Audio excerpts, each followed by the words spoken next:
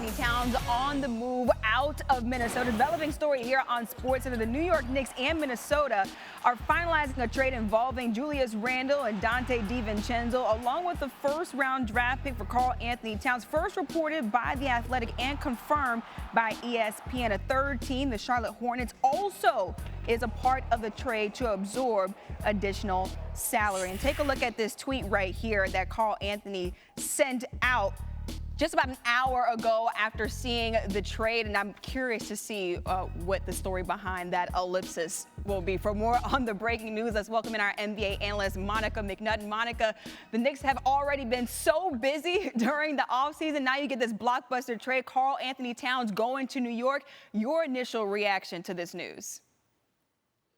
Well, okay. All right. This is happening. Listen, this Knicks front office has been very diligent about capitalizing on the moment.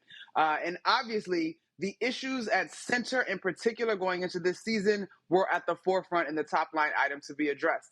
This, in fact, does do that. I think both teams are actually getting a piece that they believe will help move them forward. And so, I mean, it's going to be really interesting to see how this plays out. The Julius Randle, Karl-Anthony Towns piece of it all had been rumored for a while in the city. I think the Donte DiVincenzo thing is the part that's taking some fans a little bit more by surprise. And then let's take a look at the flip side of this. What are the Timberwolves getting in Donte DiVincenzo and Julius Randle being out there in Minnesota?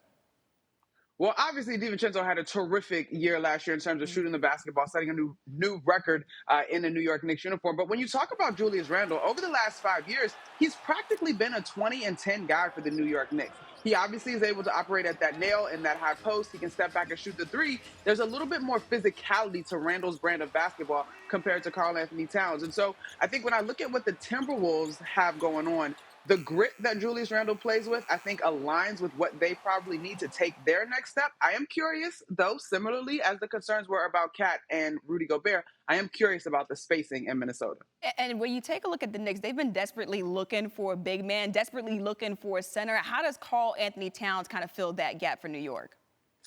This one's going to be interesting. I mean, he's a guy, obviously, that rebounds the ball well. In the postseason, I believe he was like a 19-9 sort of guy, and that's going to be important. They need a rim protector. They need someone to man the paint and anchor Tom Thibodeau's defense. But I think his willingness to pick and pop with Jalen Brunson is going to be something I'm really curious to see how it plays out. Will it be something that is emboldened here in New York?